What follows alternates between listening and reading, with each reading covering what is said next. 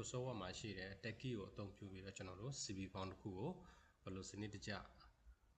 လုပ်မလဲဆိုတဲ့ဟာကိုကျွန်တော်သင်ကြားပေးမှာဖြစ်ပါတယ်။အဲဒီတော့ကျွန်တော်တို့ Microsoft Word ကိုဖွင့်ပါမယ်။ကျွန်တော်တို့ခါတိုင်းကတော့ Microsoft Word ကိုဖွင့်မယ်ဆိုလို့ရှိရင် step ကိုနှိပ်တယ်နော်ပြီးလို့ရှိရင် Microsoft ဆိုပြီးတော့စာရိုက်တယ်ပြီးလို့ရှိရင်ဖွင့်တယ်ပေါ့ဗျာဒီနေ့ကတော့အဲ့လိုမဖွင့်တော့ဘူးကျွန်တော်တို့ဒီ shortcut key လေးနဲ့ဖွင့်မယ် window key ကိုဖိထားမယ်ပြီးလို့ရှိရင် R ကိုနှိပ်မယ်နော်ပြီးတော့ window ပေါ်ကနေပြီးတော့ကျွန်တော်တို့ဒီ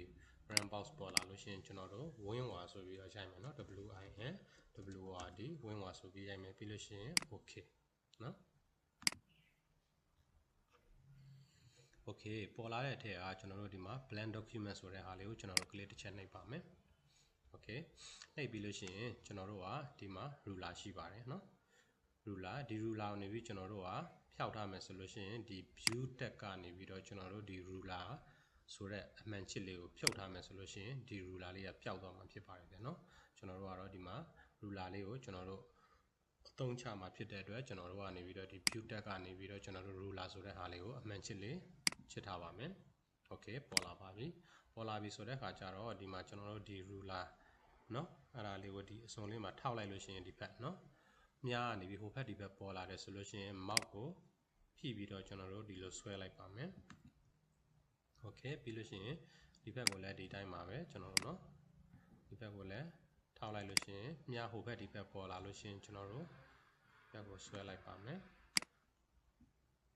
ကျွန်တော်တို့ဒီဘက်မှာဆိုလို့ရှိရင်လည်းဒီမှာပေါ်လာလို့ရှိရင်ဒီလိုအပေါ်ကိုဆွဲတင်လိုက်ပါမယ်အောက်ဘက်ကိုလည်းဆွဲလိုက်ပါမယ်နော် Okay ဆွဲလိုက်လို့ရှိရင်ကျွန်တော်တို့ကဒီကျွန်တော်တို့ CB ဒီ tag key ကိုအသုံးပြုပြီးတော့ CB font တိဆောက်မှာပေါ့နော်တိဆောက်မယ်ဆိုတဲ့အခါကျတော့ကျွန်တော်တို့ဒီကောင် tag နော်ဒီကောင်ကနေပြီးကျွန်တော်တို့ဒီဟို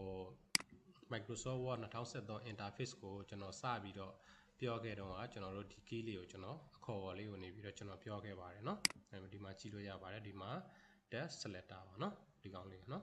Okay အဲ့ဒါဆိုလို့ရှိရင်ဒီ text selector key လေးကိုကျွန်တော်တို့အသုံးပြုပြီးတော့ကျွန်တော်တို့ဒီ CB font တစ်ခုကိုတိဆောက်မှာပါဗျာเนาะအဲ့ဒါဆိုလို့ရှိရင်ကျွန်တော်တို့ကဒီကောင်ဆိုအလဲဒီကောင်ဆိုလို့ရှိရင်ဒါညာဘက်ပေါ့เนาะဒါဆိုရင်လဲ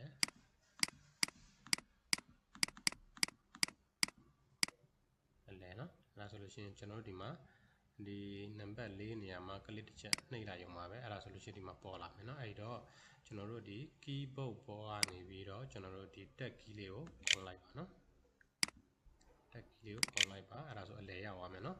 အလဲရောက်သွားလို့ရှိရင်ကျွန်တော်တို့က keyboard ပေါ်ကနေပြီးတော့ကျွန်တော်တို့ဒီမှာ CV font เนาะ CV font ဆိုပြီးရိုက်လိုက်ပါကျွန်တော်တို့မြင်တာအောင်နေပြီးတော့ဒီမှာ font size ကိုကျွန်တော်တို့ဒီမှာပုံစံလေးကို tiny roman ပြီးလို့ရှိရင် font size ကိုကျွန်တော်တို့ဒီမှာ16ဆိုပြီးထားလိုက်ပါမယ်เนาะပြီးလို့ရှိရင်ကျွန်တော်တို့ enter เนาะ okay ပြီးဘူးဆိုလို့ရှိရင်ဒီကောင်လေးကိုကျွန်တော်တို့အောက်ကိုဖိဆွဲပြီးတော့ကျွန်တော်တို့ဖြုတ်လိုက်ပါမယ်เนาะ okay ဖြုတ်သွားပါပြီအဲ့ဒါဆိုလို့ရှိရင်ကျွန်တော်တို့ဒီမှာကျွန်တော်ကဒီမှာစာရိုက်မှာပေါ့เนาะဥပမာ name ပေါ့เนาะ name ပြီးတော့ tag key တစ်ချက်ခုံမယ် tag key တစ်ချက်ခုံမယ်เนาะ okay ပြီးပြီဆိုလို့ရှိရင်ကျွန်တော်တို့ကဒီနားလေးကနေပြီးတော့ကျွန်တော်တို့ကဒီဟာလေးကိုနေပြီးတော့ကျွန်တော်တို့ဒီ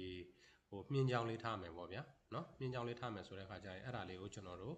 သတ်မှတ်မယ်ဆိုလို့ရှိရင်ဒီမှာ text selector key လေးကို okay เนาะဒီကောင်လေးရပြီဆိုလို့ရှိရင်ကျွန်တော်တို့ကဒီနားပေါ့ဒီနားကစမလားဘယ်နားစခြင်းလဲပေါ့เนาะအဲ့ဒါဆိုကျွန်တော်ကဒီနားလေးကစလိုက်မယ်เนาะ okay ဒီနားလေးကစလိုက်မယ်ဒီမှာเนาะပေါ်နေပြီเนาะပြီးလို့ရှိရင်ကျွန်တော်တို့ကဘယ်နားလေးမှာဆုံးမလဲပေါ့เนาะဘယ်နားလေးမှာဆုံးလဲဆိုရင်ဒီမှာခွန်နားလေးမှာကျွန်တော်တို့ဆုံးမယ်ပေါ့เนาะ okay ခွန်နားလေးမှာဆုံးမယ်เนาะခွန်နားလေးမှာဆုံးမယ်ဆိုတဲ့အခါကျတော့ကျွန်တော်တို့ကဒီကောင်လေးကိုကျွန်တော်တို့ဒီမှာ home တက်ကနေပြီးတော့ကျွန်တော်တို့နေပြီးဒီ paragraph မှာကျွန်တော်တို့ဒီမြားလေးကိုနှိပ်လိုက်ပါမယ်เนาะနှိပ်လိုက်ပြီးတော့ကျွန်တော်တို့ဒီမှာ tag เนาะ tag ဆိုတဲ့ဟာလေးကိုနှိပ်လိုက်မယ်နှိပ်လိုက်ပြီးတော့ကျွန်တော်တို့ဒီမှာ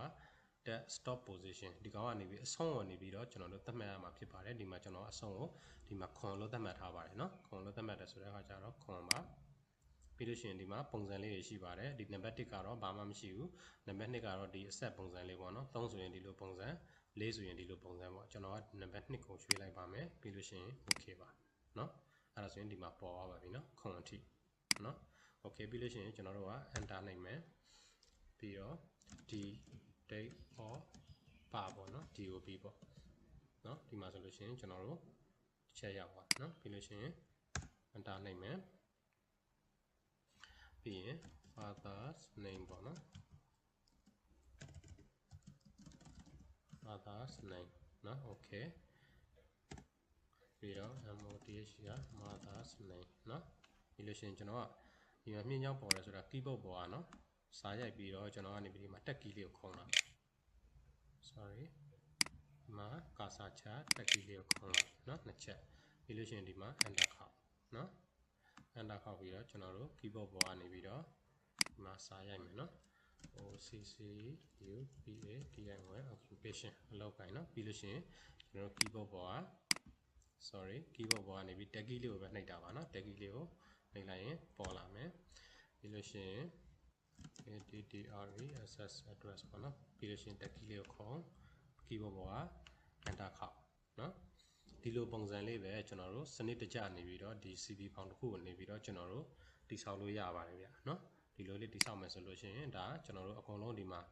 ဒီအဆက်ကလေးတွေဆိုလို့ရှိရင်လည်းအကုန်လုံးသတ်မှတ်ပြီးသားဖြစ်တဲ့အတွက်စနစ်တကျပုံစံနဲ့နေပြီးတော့ကျွန်တော်တို့ CV ဖောင်တစ်ခုကိုတိဆောက်လို့ရခြင်းဖြစ်ပါတယ်အားလုံးနားလည်မယ်လို့ထင်ပါတယ်ကျေးဇူးအများကြီးတင်ပါတယ်